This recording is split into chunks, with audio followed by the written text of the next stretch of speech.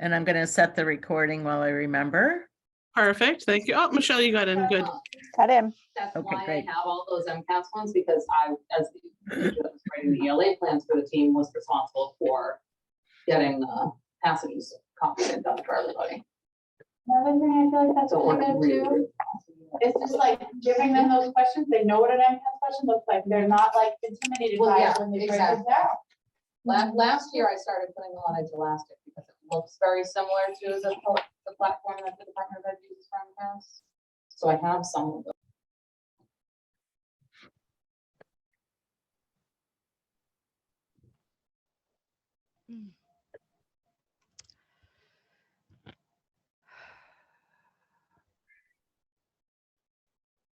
We just got our power back. We've been out of, we had no power. Really? Oh my gosh. Apparently there was a critter in the transformer. But when I came in this morning at 8, it came back on maybe 40 minutes ago. Nice. Okay.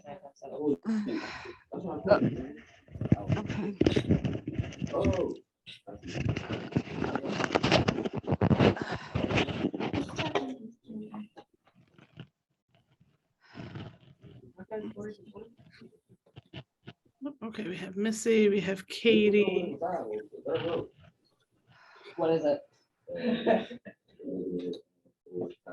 Missy, you're looking particularly happy today. Right. 4 times a month. No? She's not even listening to me. That's awesome. Can she hear anything? No?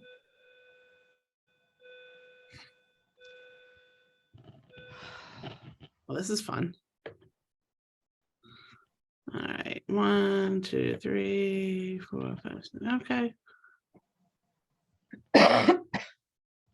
Let's see who else.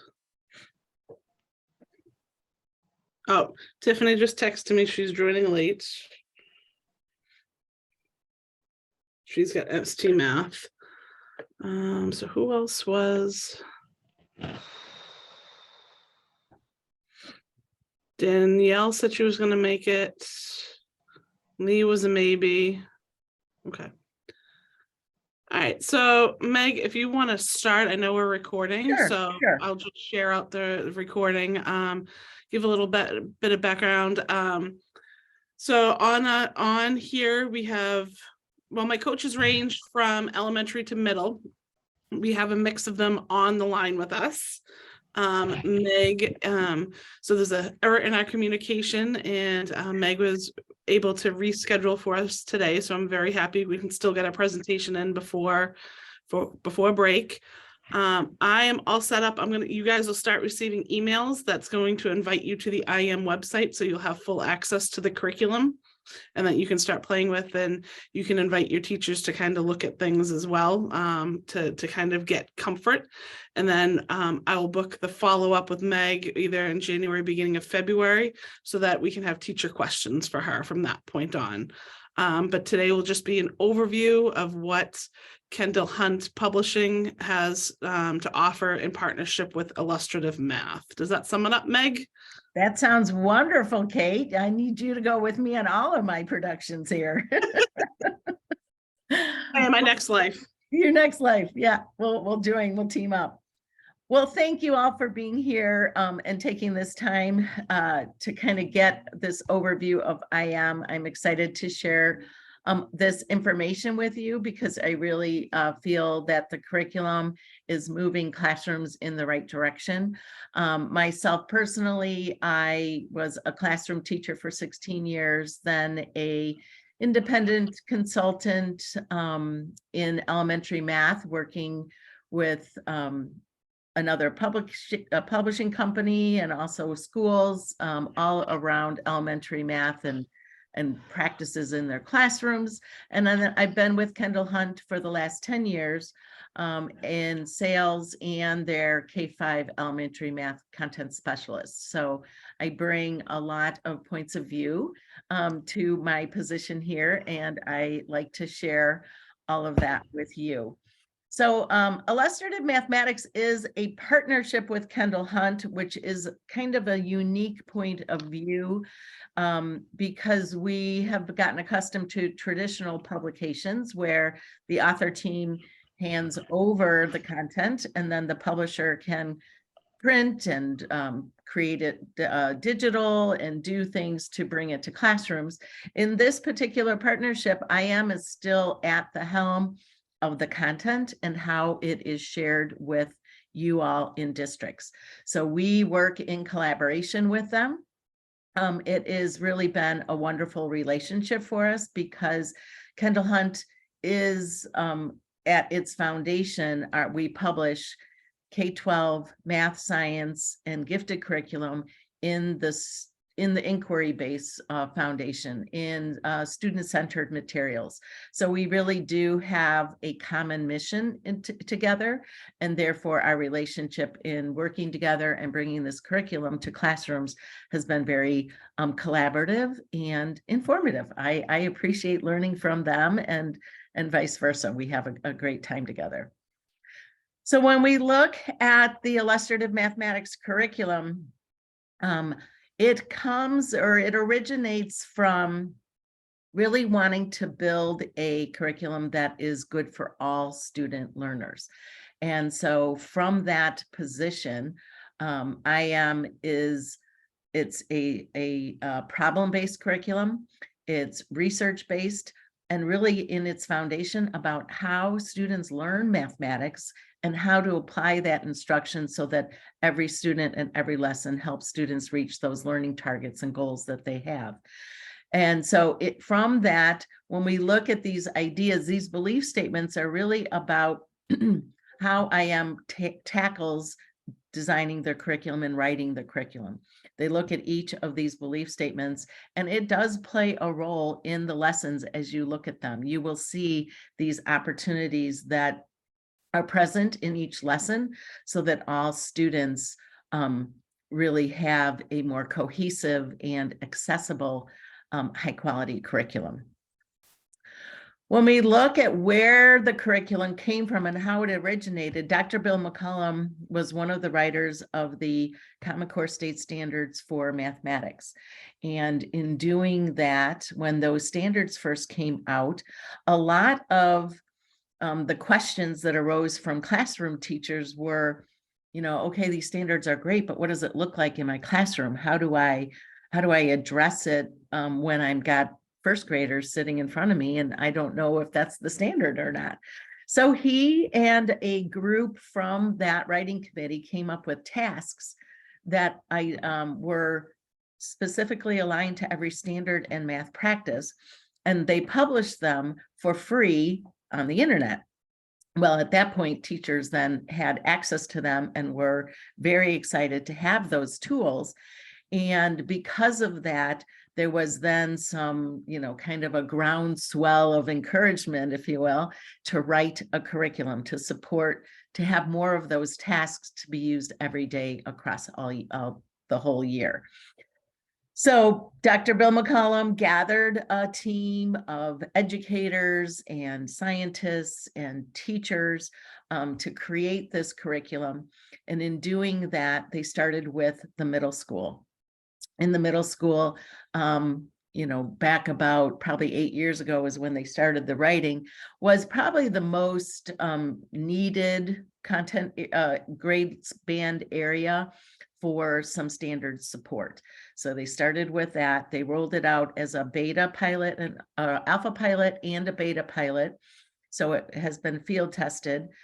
After the middle school was finished as a version 1, they then went on to high school for algebra, geometry, and algebra 2. And then finally, the K-5 curriculum was rolled out as a version 1 just last spring. So all of the curriculum has been field tested in an alpha and a beta pilot, which really gives it some sound performance in classrooms with that feedback. And then now as a K-12 curriculum, Ed Reports has given its stamp of approval on all of the content being at the highest levels in all 3 gateways. That in and of itself is a feat. If you look at ed reports, it's very uncommon for a K through 12 mathematics curriculum to receive those high ratings across the board. Generally, they'll find a grade level or something that will be a little bit lower in its grading. But IM has really done their due diligence in creating this curriculum for that coherence and alignment. Any questions about where it came from? You all are welcome to jump in, just unmute and ask me questions along the way as you have them. I'm happy to be interrupted and answer your question in the moment. So please don't hesitate as we continue.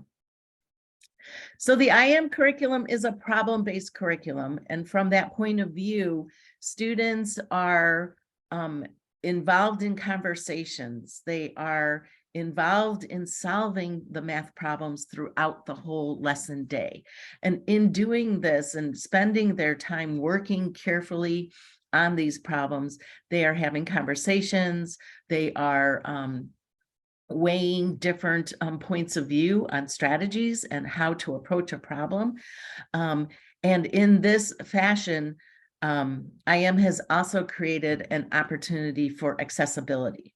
There's an invitation to the mathematics that I'll elaborate on as we continue here, but that is really a prime goal for IM, is that all students can access the content and engage in the lessons learning at their grade level.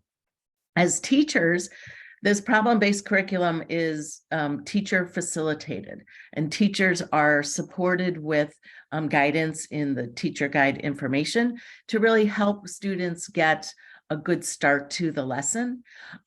Teachers are also then, because the students are working and the teachers are facilitating, able to kind of move around and participate in the learning with individual groups as needed.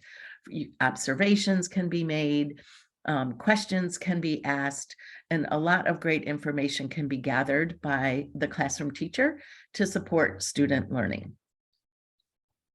So this is the overreaching lesson design that IM has applied throughout each grade level, at each unit level, lesson level, and even activity level. And it's this invitation to the mathematics takes place in the form of warm-ups or sometimes launch activities that are in between or inserted in the middle of a lesson.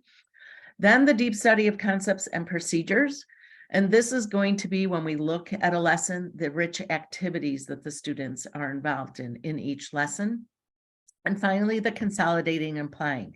And the consolidating is that opportunity to synthesize student learning, that opportunity when students are working and you are facilitating, that you get to participate in the learning with them and help guide them. And the applying will take place in the cool down at the end of each lesson as a formative assessment. There's also at the end of each unit, sort of like a culmination unit of some activities to bring all the pieces of the unit learning together. The IM K-12 curriculum is really considered rigorous, and it's considered rigorous from the point of view that students are engaging in all of these pieces to this ring every single day. Originally, when the standards first came out and rigor was one of the qualifications, that seemed to be an odd word choice for me originally when I was working in classrooms. Because I kept thinking, well, rigor is like when I'm working out or I'm sweating or I'm out of breath when I'm at the top of the stairs. But the more that I have been able to see good curriculum really bring rigor to the forefront, it is these pieces. Giving students that opportunity for those conceptual understandings and connections to procedures, having strategies available to them so that as they are working through problems that they can adapt their reasoning, they can have productive disposition so that they're making meaning with the mathematics for themselves as they move through the learning on their own path. The making meaning also plays a role in the instructional routines that are part of the warm-ups that are in each of the lessons. These instructional routines are really designed for students to bring forward their thinking about or previous knowledge with a representation or a problem that's positioned to them at the beginning of each lesson. So that warm up, not really geared towards getting the right answer, but geared towards thinking and pulling forward what they know. Inside of the teacher guide are the 5 practices. And the 5 practices are really designed to support that more meaningful mathematical discourse in the classroom, supporting opportunities so that that discourse is intentional. So you'll see in the teacher guide notes ideas about, monitor for, anticipate X, Y, and Z. And so this sort of language is built into the teacher guide so that as those synthesis opportunities become present in the lesson, you have this resource to support really strong mathematical discourse. So when we look at this overreaching lesson design from across all grades, earlier I suggested it's at the grade level or the course level, it's at the unit level, the lesson level, and the activity level. So this consistency really makes the curriculum accessible to all students, because as students move through from 1st grade to 2nd grade to 3rd grade, from 6th grade to 7th grade, this mathematical experience is the same. The only thing that's changing is the content that they're engaging in. So that builds confidence in students' experience with math. So if we look at the lesson design now to the lesson, you'll see some consistencies here, kindergarten through 8th grade. That warm-up opportunity that I mentioned earlier is the beginning of every lesson. Then you move into a series of activities, and it could be 2 or 3 activities per lesson. After each activity, there's an activity synthesis. So here is that guided opportunity for that mathematical discourse. And then once you have an activity 1, activity synthesis, activity 2, activity synthesis. So this circle, that's what this arrow is. You may repeat and go back.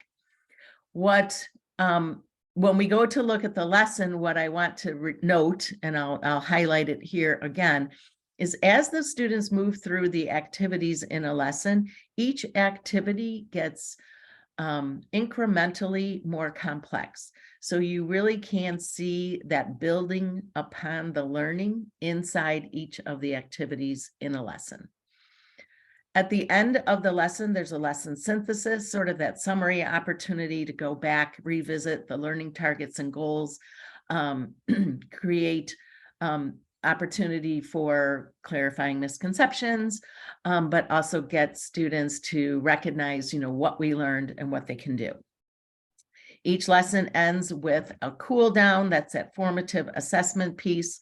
It's completed individually by each student. It's generally just one task, and that one task is representative of the work that they did that day. So in evaluating those cool downs, you really get a strong sense of where your students are in their learning in today's lesson and inside of the unit as you move forward in the unit. Now, some of the differences you'll see here are at the end of the lessons. So in a K1 classroom, or I'm sorry, I'm going to take a step back. In a K5 classroom, IM has introduced centers as a part of the curriculum to reinforce additional practice opportunities and also fact fluency opportunities. While fact fluency is built into the curriculum, the centers will also give you that time to provide some more focused practice with the facts. The cool down in a K1 classroom and the centers will fall separately. Sometimes there'll be a cool down and not a center in a K-1 classroom. Sometimes they'll just be a center. So those will be guided in the teacher guide. Probably more so in kindergarten. The cool downs will not be as regular, and there will be recommendations for observations and center work for your kindergarten students. Likewise, in first grade, you may see at the beginning of the year more centers and less of those cool downs initially, but as the school year unpacks itself, then those become more consistent.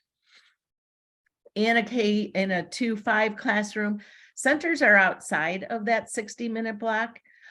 They can be used inside of the 60-minute block if your students are moving through the curriculum and you have that opportunity.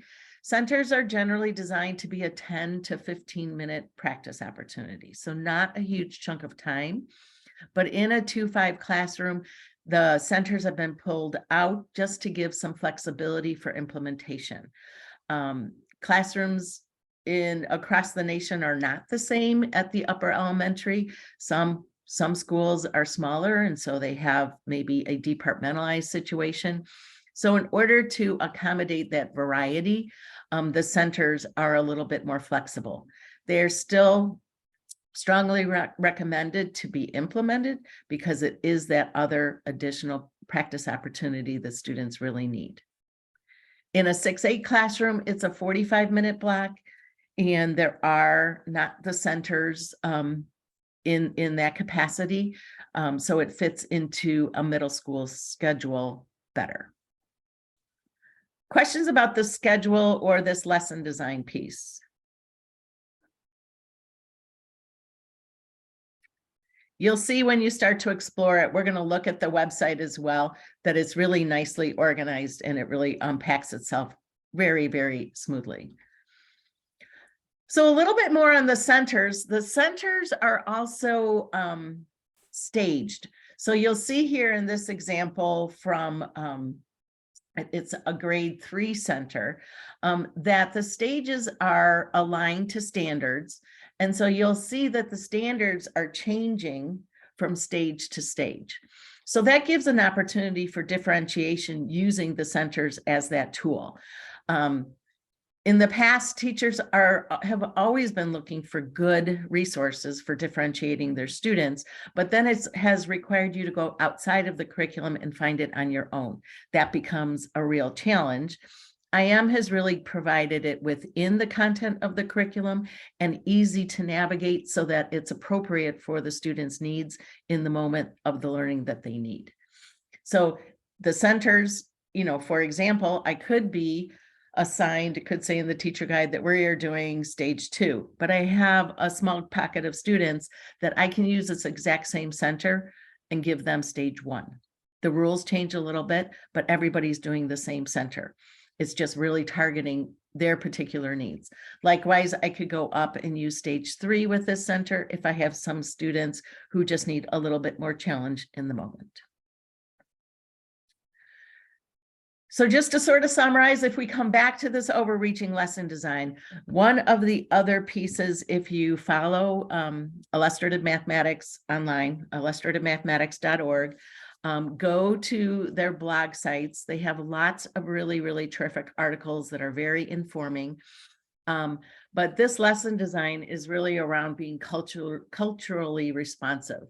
And IM itself, that's one of their missions, is to be culturally responsive, to be sure that all students are included in the learning. And this lesson design, because of those smaller chunks of learning, really make it more possible for students to feel successful. They get success in one chunk, and then they're just adding a little bit more information to it. And that's a much more natural way of students to digest what they're learning, make meaning out of it, and then take it with them forward. So that's a lesson design. That's all of the pieces here. We're going to take a look at the lesson, 2 lessons, one from first grade and one from 7th grade, from the student point of view. Any other questions before I move into that?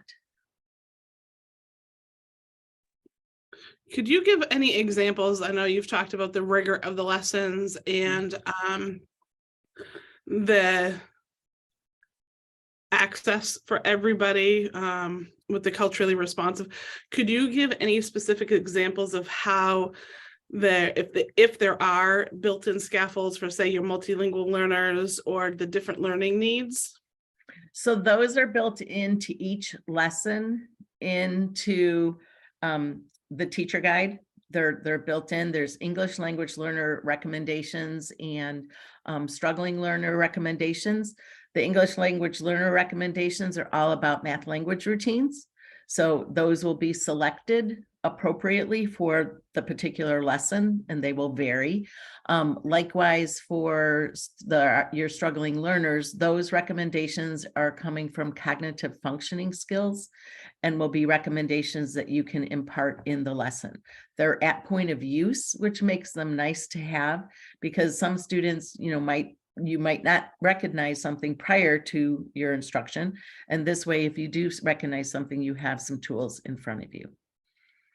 And that's one piece. I'll show you when we get into the teacher guide, there's a couple other recommendations for post the cool down and some of those other pieces that can support. Perfect. Thanks, Meg. Yeah. So when we're going to look at these lessons sort of from the student point of view, and then we are going to go into the teacher guide so that you can view the digital teacher guide and how that support little navigation of it, but also, see those pieces and parts that brings the lesson together. So I'm going to move a little bit more quickly because I want to show the 1st and 7th grade points of view. In doing that, because of the audience I have here with that span of grades, I also want to bring your attention to the fact that there's so many similarities in the 1st grade work they're doing and the 7th grade work. It's the content that's changing. And so those similarities is really that bridge that really gets students to feel secure in what they're working on. So this is the warm-up. And the warm-up is what do you notice and what do you wonder, from both points of view, from 1st grade and from 7th grade. You'll see some similarities here just in the representation that's even given. The longer and the shorter, they're both being asked to think about what do they know. So this is that opportunity to bring forward information that they know about a given representation. Doesn't have to be necessarily accurate. It's just past experience that they're tapping into. Students are going to give 1 minute to think on this on their own, then another minute to talk with a partner about what they noticed and what they wondered. As the classroom teacher, you'll overhear conversations about longer and shorter, potentially, that there's 5 orange cubes and that there's 9 blue cubes, that the gold bar is the same length as the green and blue bar. Interesting. Wonder what that means. And so all of those conversations are getting students ready for the lesson. We're going to look at the grade 1 lesson first. I'm going to show it from the point of view of using the PowerPoint slides that are included for you in the free open resource. These slides are in Google Slides and PowerPoint slides. They're also editable so that you can personalize for your own instruction. So in this 1st grade lesson, they go from that, what do you notice and what do you wonder, to another launch. And the launch is really designed, there was that comment about the teachers making sure that students get off to the right start. And when teachers are helping students get out to the right start, it's not that direct instruction piece, but it's kind of bringing students' attention to how we're going to manage the work we're going to do. So this is that example. We want students to remember that they're not sharing their answer and they're just talking about the method. So it's getting them set for success as they move into activity 1. So in activity 1, the same view of what do you notice and wonder? We're working with these towers, with these cubes, and we're building them. And we're making them have the same number. So students are working on that concept of addition and subtraction by making them have the same number. They have the connecting cubes sitting in front of them. Students also have their workbook pages open with these same diagrams so that they can record their thinking with their partners. So you might see drawings, you might see numbers, there might be all sorts of ways that students are coming to their own solutions. After they complete that activity 1, you then move into the activity synthesis. These are the notes right out of the teacher guide to support that conversation, that really intentional discussion. So you're going to bring together the class. We're going to talk about the methods that they used in making those towers have the same. And then we're also working towards that number sentence and moving students along to having a number sentence to match and line up with the story. So now we go into activity 2, and here's where I want you to just tune in for a moment to see that the students are being asked the same question, how to make towers have the same number of cubes, but by the same token, it's gotten just a little bit more complex for them. The drawings have changed. There's a slight variable. Lynn only has blue cubes. So how can Lynn make them have the same number? And then Lynn has no more yellow cubes. So there is that variable that makes this next activity just a little bit more complex. So students are really building their experience. We go into questions 3 and 4, or on my slide, it says 3 and 3, don't know why. And now we've taken some of the visuals away. So again, that really gradual increase of complexity for students to have to grapple with a little bit more in their learning. Down here at the bottom, which is nice, there's that if you have time. So if you have students who are finishing up sooner, you can move them into a little bit more of a challenge or an additional problem so that they're still busy solving problems. The activity synthesis in this particular, after this activity, is now we're talking about how we solve the problem. We are talking more about equations and number sentences that align to them and bringing those into the conversation with your students. The lesson synthesis, today we made some towers. This is that summary place where we go back to what were the big ideas that we were learning. Frequently vocabulary is present here because we're always looking to bring vocabulary to be in as part of the norm of the conversation students have. And then finally, the cool down for these first graders. In this cool down, again, just one task, students completed independently, but it's very representative of what they were doing. So it's truly going to give you a view of who has a grasp of today's learning and who might have some gaps that we can continue to work on as the lesson moves on.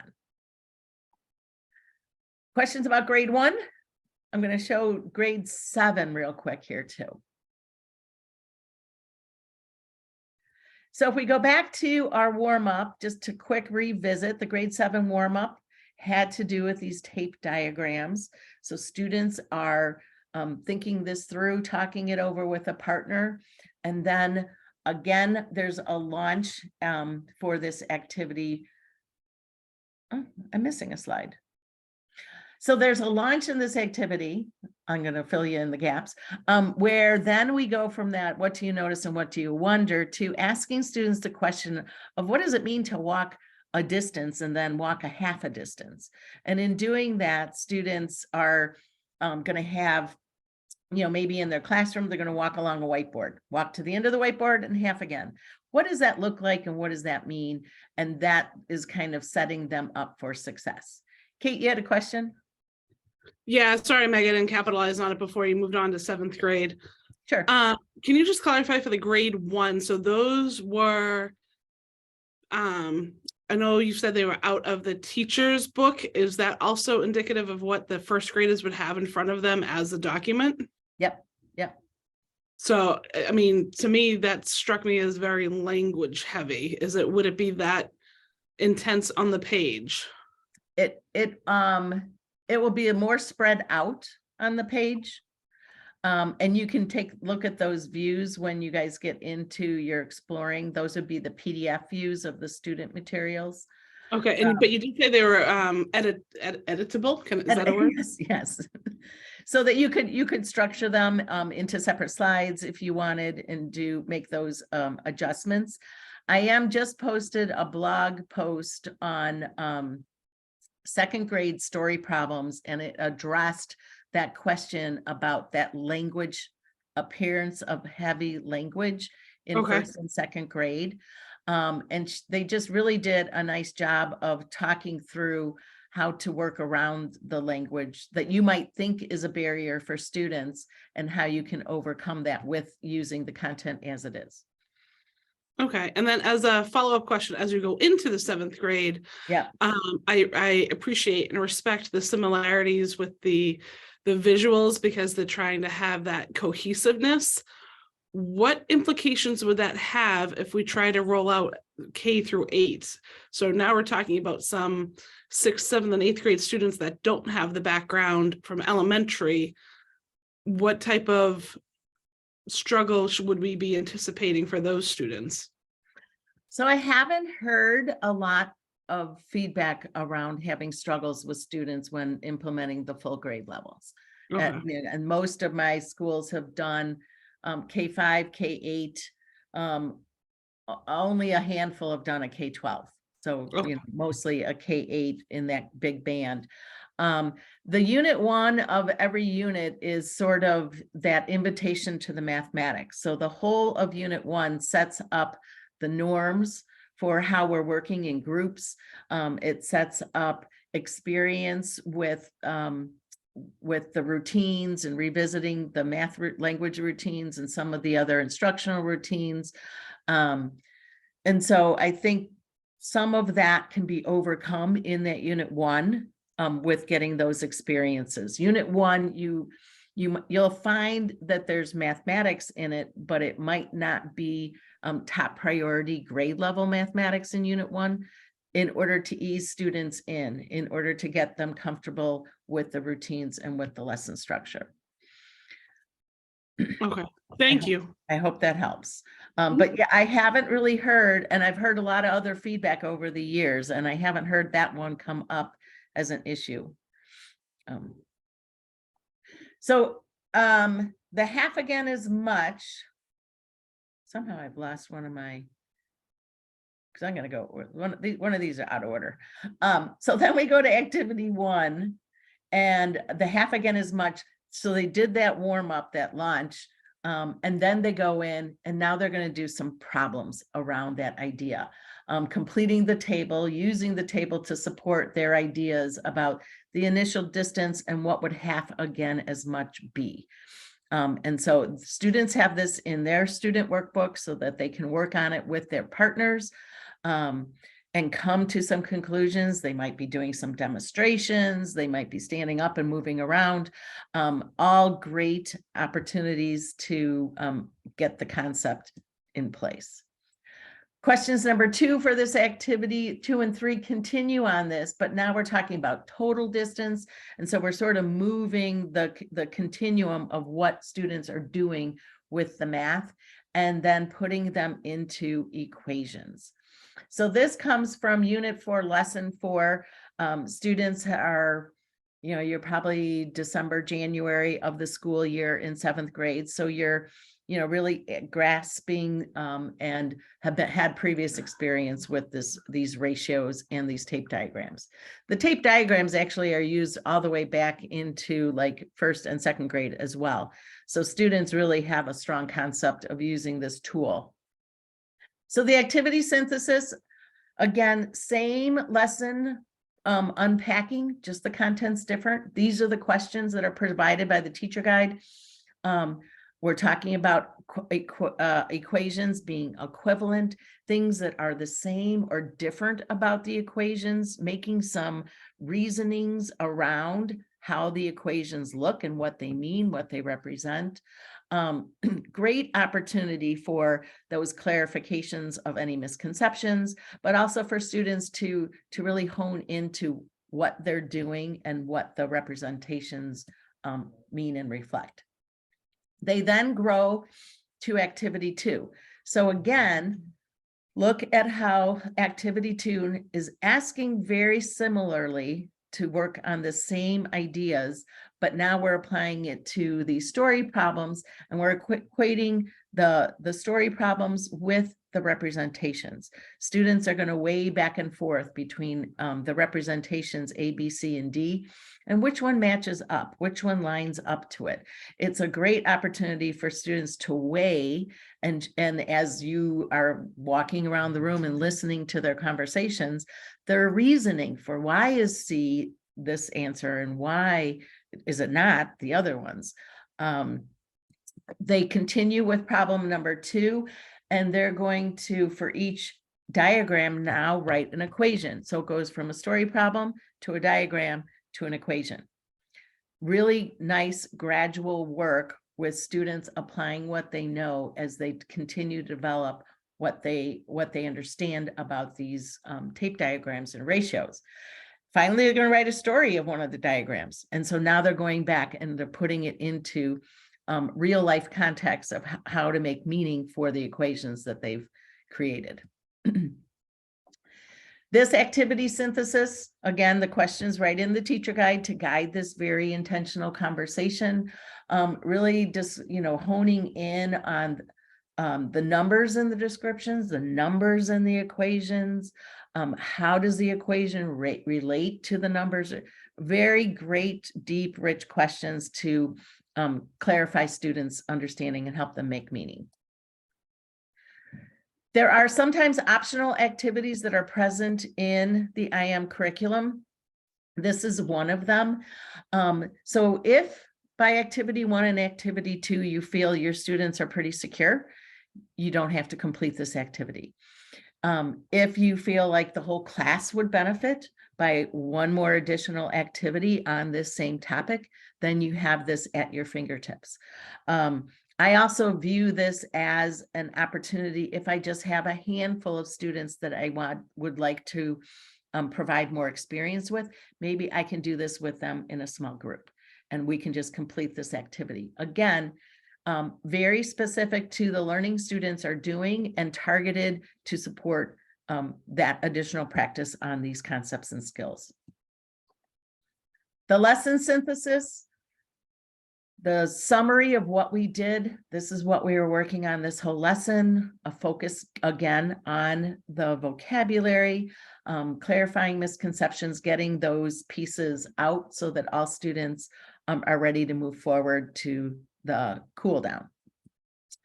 In the middle school, you'll see learning targets included in the PowerPoint slides and also in the students' print workbooks. And as a former middle school teacher, I taught 5th and 7th grade. 7th grade, when I got to working with those students, I was really working on trying to help them develop some study skills and some, reflection back on what we've done and what we're adding to and how all the different things that they know. So these really support that, and they're in the students' workbooks and they're present for you to use as well. They then have their cool down. The cool down, again, represents exactly the work that they've been doing. They're being asked to write an equation that represents the relationship in the story problem. 2 different examples, but very similar to what they've done, so it's not tricky. And it should then give a very good representation to you as to where your students are. And that's the end of our 2 lesson points of view. But I like to show that, even if you're in a 1st grade classroom or a 7th grade classroom, students are going through that same experience. It's just the content. So as students start to move across grade levels, imagine their comfort in going into math class, like they know what to expect. And it's designed to help eliminate some of that math anxiety, or I'm not good at math, and all those pieces that students develop that stronger comfort level. Any questions about the lessons?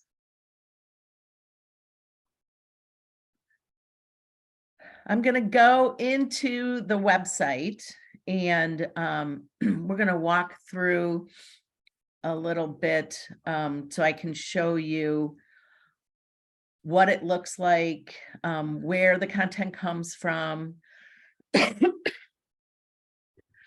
And Meg, just to address, I tried to invite all of the coaches to the website through the invite a user. Yeah. And when I put in all of their addresses, it said, actually, it says that I got a whole list of that pink error box. Yeah. Saying that they're all already registered. Okay. Then we may have already registered. I registered, Kate, when you sent me that link and it worked. Oh, okay. Yeah, so it might show up that some are registered and some are not. Perfectly. Everybody was registered then. So- Nice, I knew that. I'll go with it. I'll go with it, stick with it, don't, it's not broken, don't fix it. Correct. Okay, so now I just clicked on the wrong. There we go. So when you log in, you'll get this view, as soon as I can get us there. There we go. And this is the landing page. You have access to K through 12 curriculum. Everyone has access to all of it. So if you need another grade level, if you teach more than one grade level, it's all right here at your fingertips. The launch curriculum will take you into the grade band. The middle school does have an accelerated program as well, and I will highlight that in a little bit after we get past here, but just to bring your awareness to it. It accelerates sixth grade content and half of seventh grade content in sixth grade, the rest of seventh grade content and all of eighth grade content in seventh grade. So the students are fully prepared for algebra in eighth grade. And IM really did a really thorough breakdown of the content to make sure that within the learning trajectories and the natural progressions that need to take place are all still present for students. So I'm going to go into our first grade lesson. They all look the same when they get here, when you get here. You'll get to this landing page for the K-5. If you go to the landing page for the 6 through 8, same buttons. The difference will be there's a section for students. Students can view their content digitally. It is not interactive where they can do the work in that from that point of view, but they can view their workbook pages. It looks just like their print. So if they're missing their print, they could use it and do it in a spiral. There are some additional tools embedded in the middle school and high school curriculum as well. I'll highlight those. So if a tool is embedded in a 6th grade lesson, students have access to it, but it just doesn't save for them. Students are not logging in with the credentials. They're just going to im.kindlehunt.com. K through 5 does not have that digital view for students, and that was a choice by illustrative mathematics author team. So from that point of view, you just have families. The family letter, there's a family letter for each unit. In the middle school, there are some additional videos and supports that have been added. That's mostly due to the fact that the middle school curriculum has been around longer. And so the IM curriculum team has kind of continued to develop it. Since the K-5 has just rolled out a year ago, I expect those two will be added to the K-5 group in time. When we get to the bottom of this page, there's a number of articles I'd like to point out, and I encourage you to go back and read. While I gave you sort of a Reader's Digest version of a typical lesson and the lesson design principles, these are going to be a little bit more articles written by the IM author team to support those ideas and give you more information. There's articles also about supporting your diverse learners and how the IM curriculum is addressing those needs inside the content. And then lastly, a section on assessment where it really breaks down the assessment practices and how they're going to support your progress monitoring for students. The materials are also available in Spanish. Student print materials K through 8 and algebra are all translated to Spanish. Teacher guides for K through 5 are also translated for Spanish. You'll get the teacher-facing notes and directives that teachers would need to say are in the translated Spanish teacher guide for K-5 only. So again, all of these pages are going to look the same regardless of your grade level. So that's nice. Once you get comfortable to navigating it, it becomes very consistent. Your initial view is going to be the unit view. So you've got all of your units here. Across the top, you also have resources. These are tabs. So if you click on resources, it will take you to a view of the full grade level or course content. You can download the full course. There we go.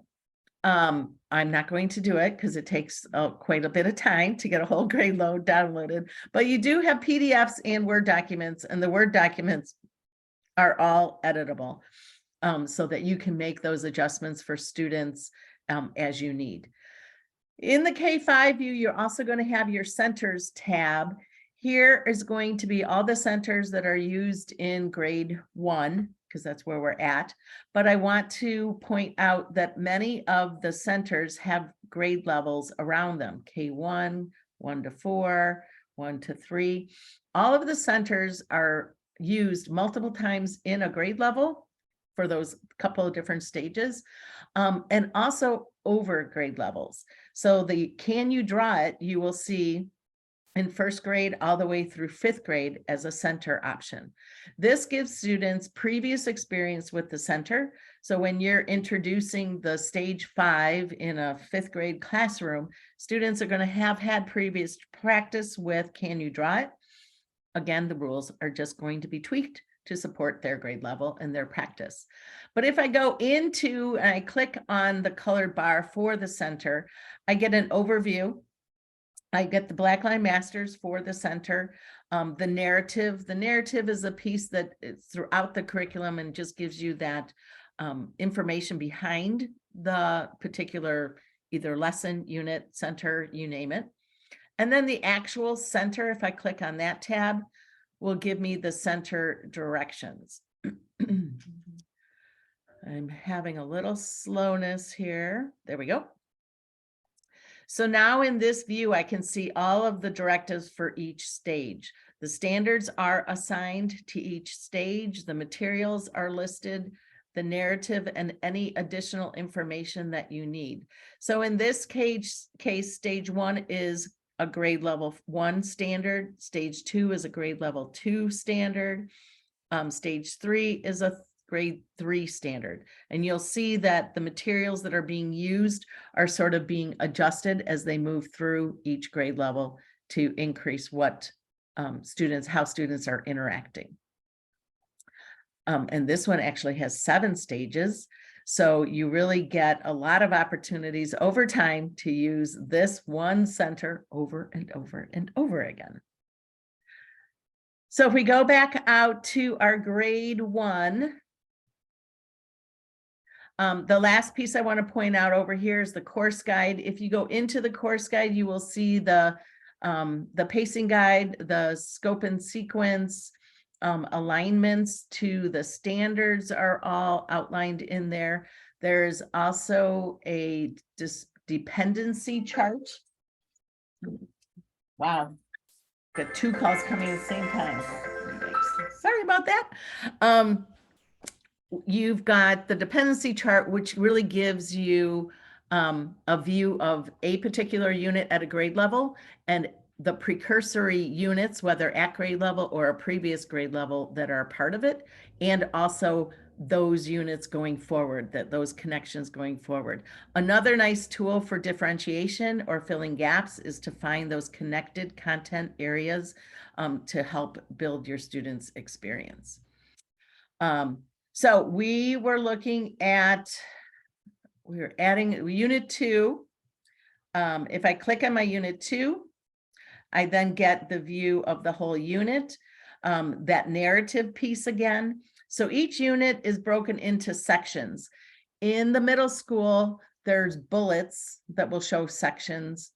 In K5, they break them out and call them sections. And then there's sort of sections underneath them. I don't know why they're different, but they are really designed so that lessons are grouped together under a topic and that you have then a group of topics under a unit. So it really gives that nice connection and cohesive development. As we look at then the view scrolling down, you can see these sections here. And if I click on these, I can get the section checkpoints. Likewise, in the middle school, you will get the check your readiness pieces are also in those highlighted sections at this front part. Tabs across the top, again, same sort of working. The resources, now I can get all the resources to download and print for the unit. This would be my preferred place that I would gather the materials because then I can load them onto my desktop and have them sorted by unit, and I can then pick and choose as I need. Again, everything's PDF and Word, so it's editable.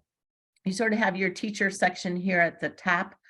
And then the student materials are at the bottom. The cool downs are not included in the print student materials because they're considered an assessment, so you would need to print them.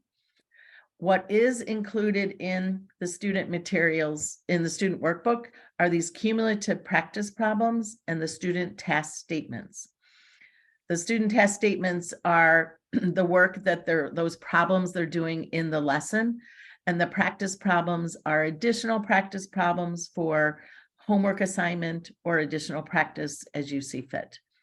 In the middle school, you will also get those learning target pages are also included in the student handout section. You will see the Black Line Masters, assessments are noted here. Assessments also have their own tab, so I can go into the assessments and then view just the assessments for this unit. You've got your checkpoint information and then your end of unit assessment. And so the checkpoints are designed to be sort of that at the end of every section, a little stop and view a little bit of in a cumulative point of view before you get to the end of the unit, which is also cumulative. The practice problems, those cumulative practice problems in the students' print workbooks, that would be these green sections. That's what students have in front of them. In the K5 curriculum, there are pre-unit practice problems. And so in this particular unit, there's three pre-unit practice problems. What I want you to note is that these practice problems are kindergarten standards. So these are designed as precursory problems to give your students to check to see where they are in being ready to do the work for the unit. IM does not encourage you to use these results as a gatekeeper. They really want students to be working in their grade level with their grade level content, with their peers. This is to inform you, the classroom teacher, where they are. So as these come up in the lesson, you might have some a knowledge of who might have some hiccups that you could help support them as the lesson in the lesson at the grade level. And then the practice problems also then reflect the work that they're doing in the unit. They give you the teacher solutions. These purple arrows means that you can click on it and you can display it on your whiteboard. And so it just goes through to the end. Each practice problem is grouped into sections as well. And you'll also find here exploration problems. And usually they wind up towards near the end. The exploration problems are, oh, there's not one in this unit for first grade. Oh, here it is. See these two? Problem 5 and problem 6. These are designed to be that additional challenge that you can offer students. They are in every student's student workbook. So as parents who are looking to do some extra work with their students or could easily access these and work on them together so that it's there for everyone. In the middle school, there are questions that come up within the curriculum called "Are you ready for more?" And those are designed to be these exploration, these additional challenge problems for students as well. They've just positioned them a little differently based on the grade levels. So that is our teacher materials for this particular unit. Oops, keep going back. So we are going to go in and look at our lesson. Why do I feel like I'm in the wrong unit? I thought it was unit 2. Story problems, building. Oh, make them the same. Here it is. You're seeing here also PLC activities. I am in developing a classroom community with your students, also is looking to develop a building and a grade level community by having some PLC opportunities. So they'll designate a lesson per section. This is really done just in the K-5 curriculum and not in the middle school, but to help have some conversations around a particular lesson that everyone completed. Sometimes those recommendations aren't just about the math, but about how you're managing the students or what you're seeing. So it really gives you an opportunity to kind of look at different points of view for your instruction. And you'll see even in this first grade, they've designated a center day. So remember, I was telling you sometimes it's centers and sometimes it's a formative assessment piece. It's going to break out for you. You're not going to have to make those decisions. It'll be present for you. So to go look at our lesson that we just all kind of viewed together, there's 2 tabs again at the top. The preparation page is really your planning page. Gives you the lesson narrative. That kind of gives you that background information. Where are they coming from and what is this lesson going to do? And it's really all about kind of comparing problems, comparing numbers.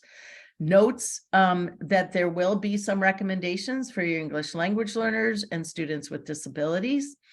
The learning goals that are present, the activity. Sorry, real quick. I'm sorry, Meg. I Yeah. have to go. Certainly. I just want to thank you for your time. Oh, thanks, Michelle. And I didn't want to just log off without you. That was wondering where nice. I went. That was nice. I All right, appreciate it. sorry about that. Thank you. No Bye-bye. problem. Bye. We're almost wrapped up here, just about. So then when we go down here, we've got any required preparation notes, the standards that are present, and that timeline to kind of keep you on pace. I kind of inferred what some of the timing was, but it's also outlined nicely here. The activities, this timeline includes the activity synthesis time. So that activity synthesis is really designed to be just a couple of more minutes of conversation, not necessarily a reteaching and going backwards, but a gathering and moving forward piece.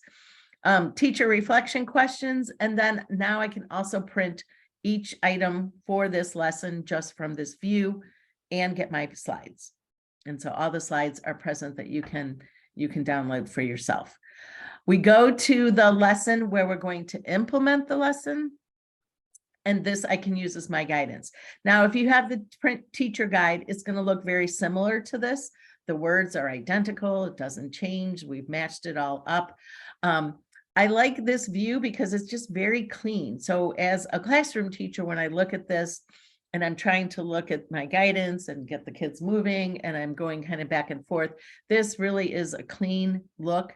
It gives me bullets that I can follow pretty easily to implement the lesson as it's supposed to go. You'll get student responses also given to you to help guide, conversation or listen for what you're listening for. The cube towers, again, the narrative, very, very similar. This kind of just keeps repeating itself.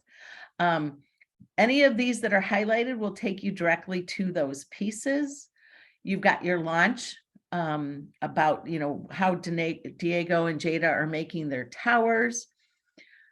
The student view is in green. Student responses again, and the activity synthesis. These are identical to what is also present in the slides. So you can choose to use the slides or do something different, your choice. Each of the activities is also aligned to standards. so that not only are you getting standards for the unit, the lesson, each activity, each cool down, each center, the standards are really embedded all over the place to support your understanding of how many times your students are experiencing these. Here's an example of the Access for English Language Learner recommendation for this particular lesson, Math Language Routine 8. Like I said earlier, they're going to vary. You might get Math Language Routine 5 or 4.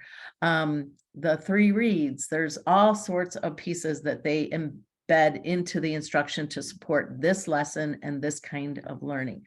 Likewise, with the Students for Disabilities, this is an engagement support, providing access to help students maybe view the connecting cubes differently by changing the colors.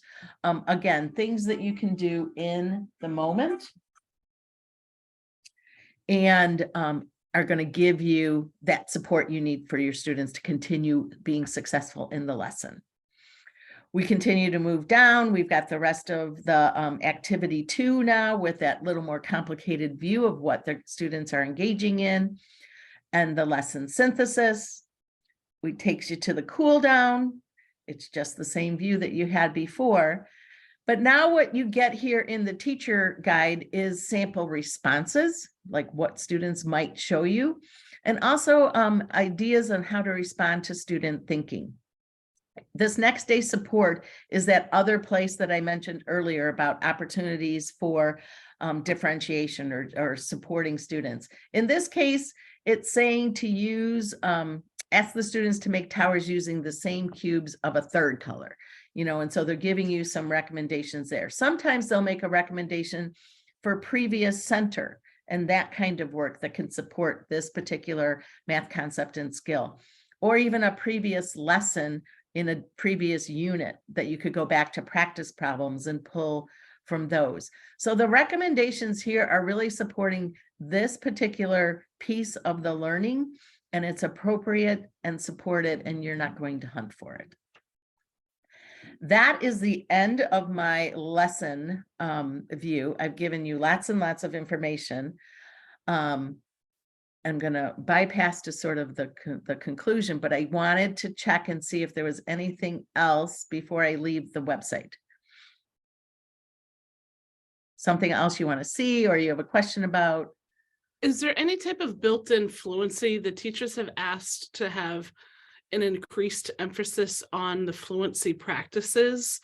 And it seems like everything is very conceptual and making the meaning of things. So do you have any built-in, I mean, I'm not looking for procedural practices, but some type of fluency practices with, increasing the application of strategies and ultimately building towards the automaticity of their facts. Yeah. So the fluency is built into the lessons. It comes out in kindergarten, first grade, second grade, all the way through 5th grade. There's 3 articles in that blog, those blog postings that the IM author team wrote and described how the fluency is unpacked across grade levels. And so I strongly recommend looking at that and reading it. I've read it a couple times, but I still can't summarize it well enough in a short amount of time. But it's really a terrific resource to see how they are embedding all of that in the lessons that the fluency is coming. And when I've read the articles, you can see it. You can see it coming and unpacking itself right there. Okay, thank you. Sure. Okay, I'm going to leave the website and go back to my screen. I'm going to jump ahead here though. Let me see. Boom, boom, boom. What about, Meg, this is kind of like being forward thinking. Yeah. If this was something that the teachers choose to pursue as their primary resource, what type of professional development would the district need to commit to so that the teachers are well supported in their implementation? So we do have professional development that IM provides certified facilitators for.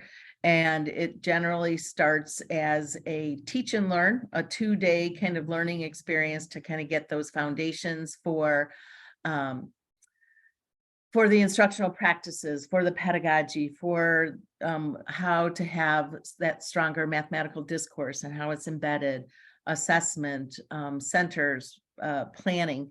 And it's for a K-5 and then also middle school.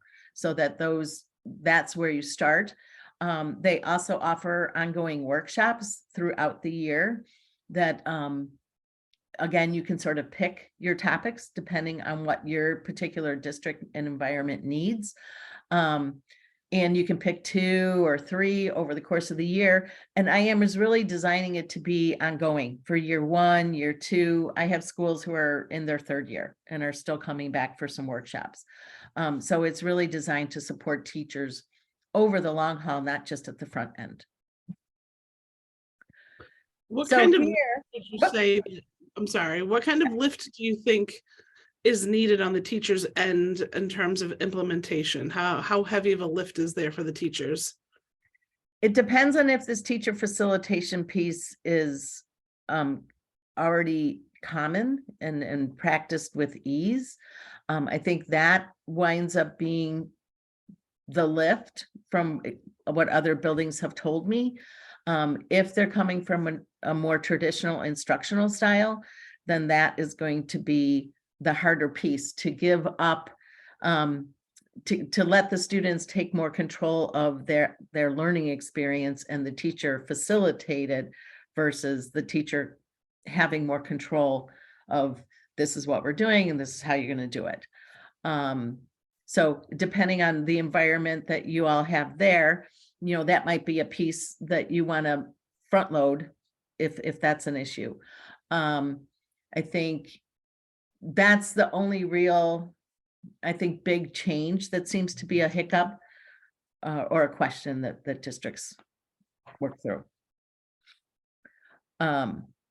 So just a quick back to the assessment opportunities, just to give you this visual. I really like it because there's so many opportunities for classroom teachers to touch their students' progress. From the pre-unit practice problems and understanding what that is, or the check your readiness in the middle school, it's the same idea. Those daily cool downs that really can give you an opportunity to then the next day help and fix, adjust, more conversation, ask more questions.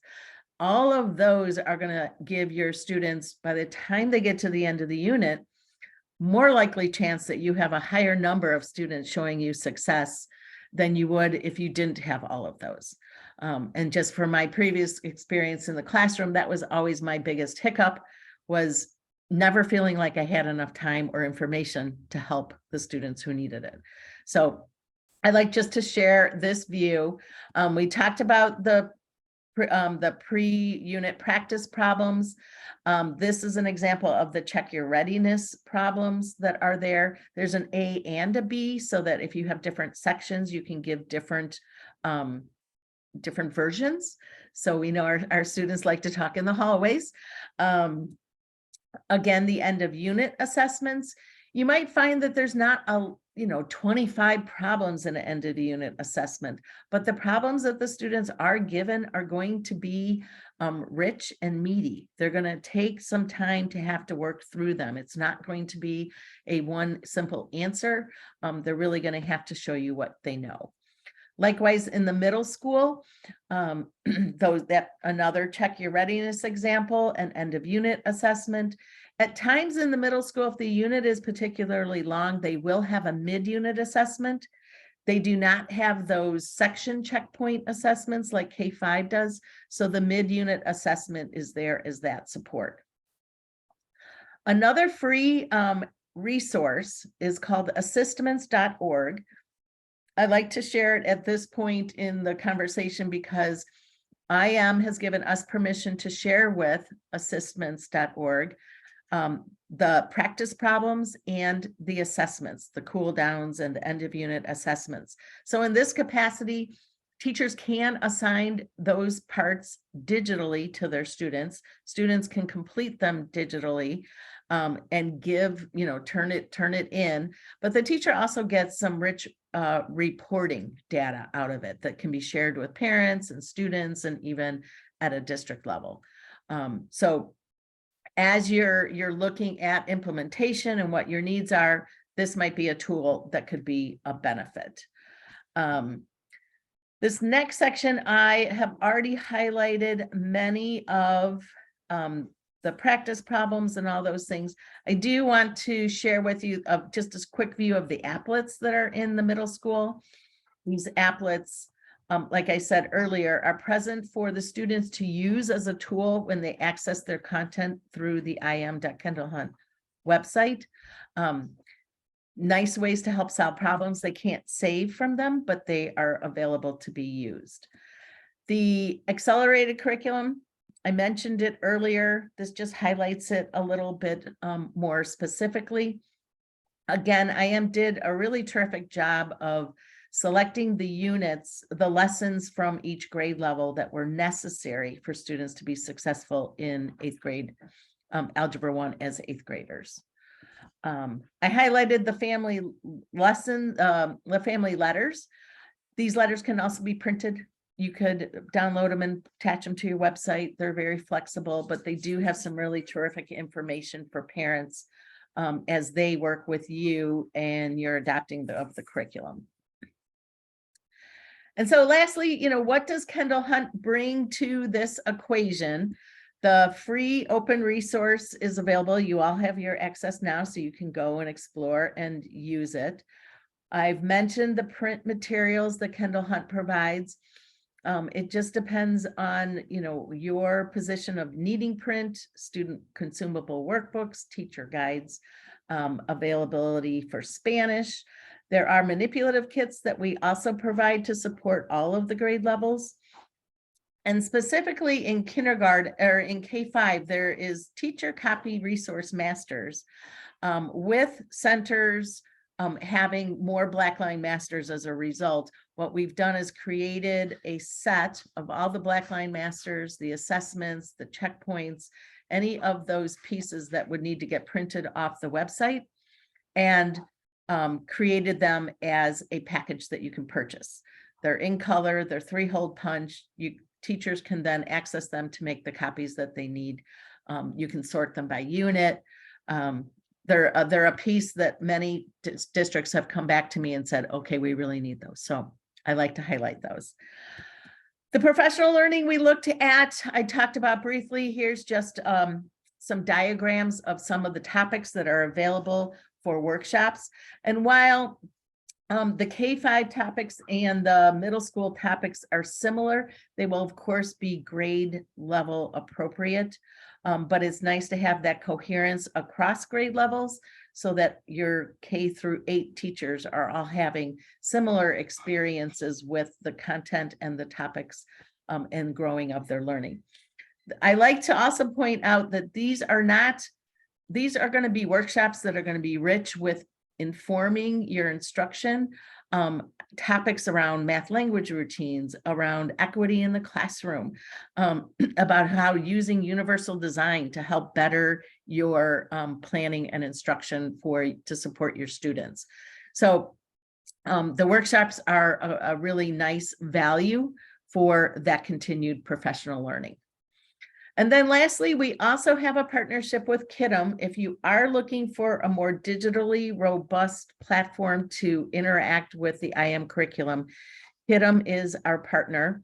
Again, IM has given us a stamp of approval to provide the IM certified content in Kiddom.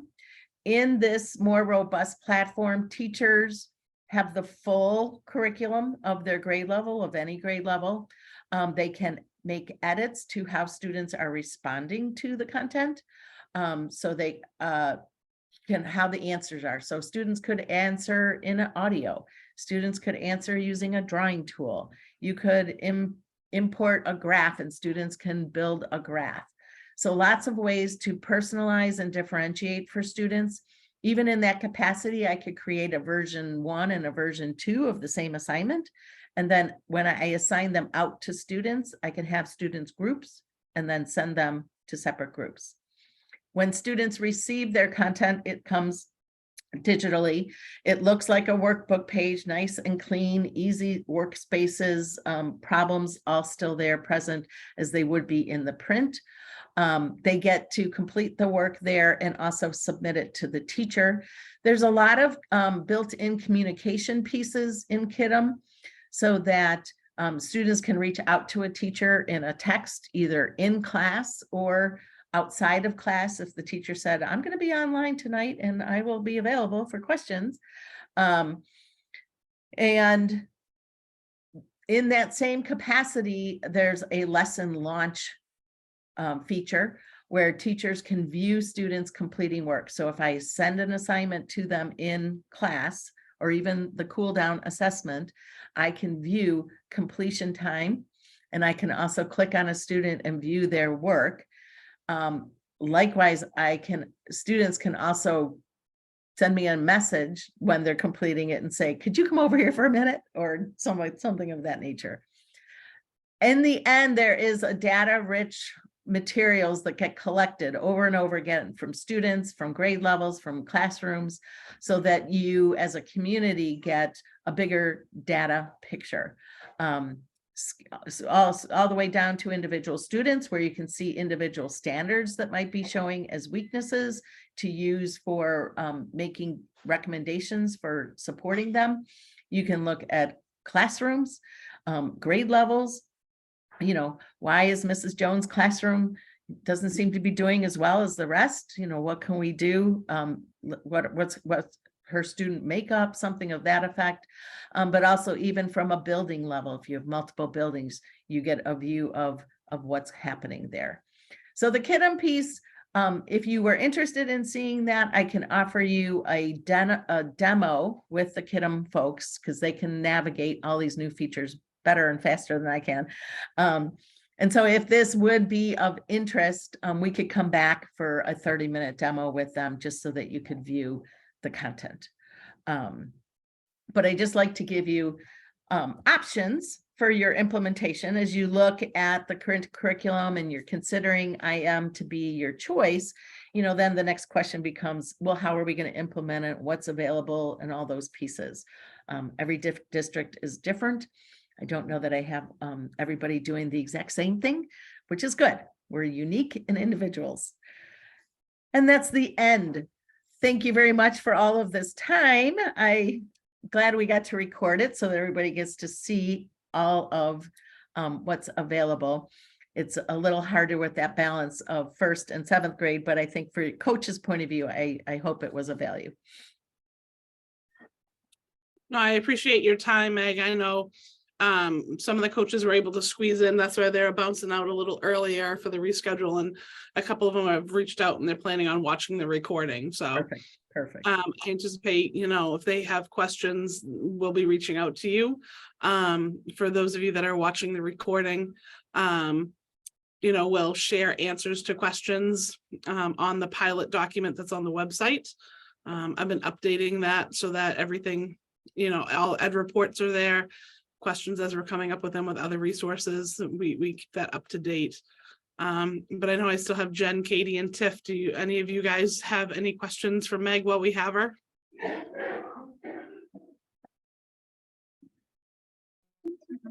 I don't. No, I don't. Thank you. Okay. Dig into the curriculum. You won't break anything. Just open up all the pieces. You're gonna go wild and crazy, Meg. Yep. And if there's anything you can't find, just reach out and say, I can't find this. I know you should. I'm happy to give you any guidance. Perfect. Thank you so much. I appreciate it. You all take care. Have a great rest of the week. You too. Bye-bye. Bye-bye. Thank you. Thank you.